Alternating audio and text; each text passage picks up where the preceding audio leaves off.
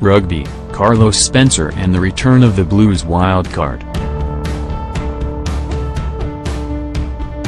Rugby, Carlos Spencer and the return of the Blues wildcard. At the age of 42, Carlos Spencer is poised for a cameo-style return for the Blues early next year, but he feels like he's never been away. Whether living in England, South Africa or Japan since his last game for the Blues in 2005, Spencer, who played 35 tests for the All Blacks and nearly 100 games for both the Blues and Auckland, has always kept an eye on a franchise he believes, like most observers, has consistently underperformed, and has always hoped this is going to be their year.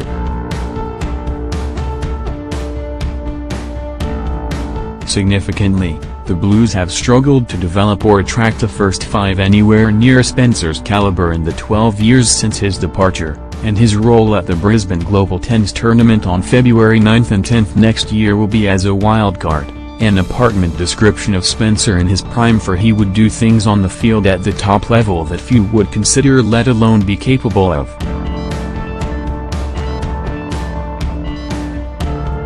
It remains to be seen how many minutes he will play in the heat of a Queensland summer at Suncorp Stadium, but his fitness gained over the past few months and training for the grueling 8-day mountain bike race, the Cape Epic in Cape Town, he used to race BMX bikes and is also a dab hand at motocross, has given him the confidence to give it a go. He now spends his time between Hamilton and Japan, where he coaches the Sanix Blues, so he is still involved in rugby after his 6 years of coaching in South Africa came to an end in 2015 when he left the Kings.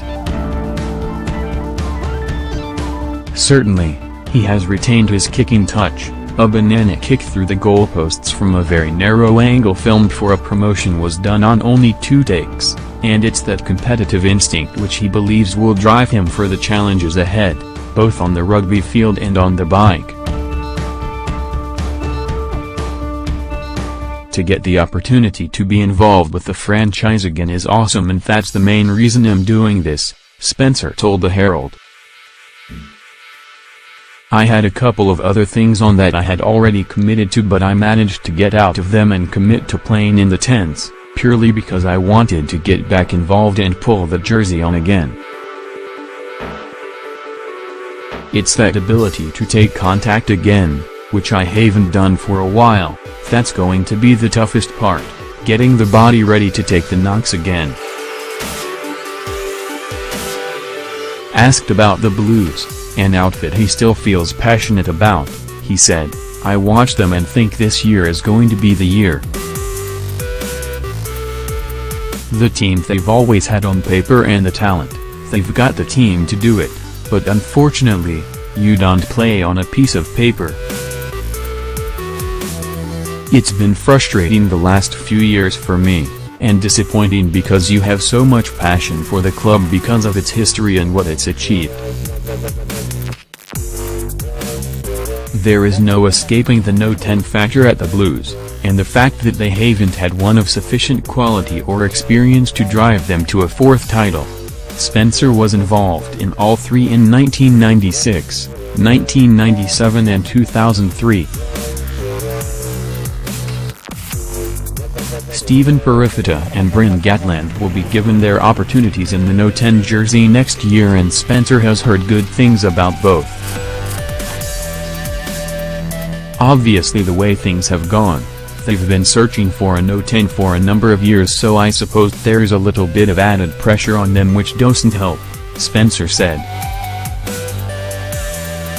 "Hopefully next year they can do the job for them." Spencer is cultivating a No 10 too, son Peyton, 13, who has represented Waikato at age group level, and has ability at both rugby and cricket. He recently hit 144 in a trial in Auckland, and it's cricket that Peyton might decide on as he continues to develop. "Has got to stop growing, mate," Spencer said. "I'm trying to get him to grow out instead of growing up, otherwise he will end up in the forwards."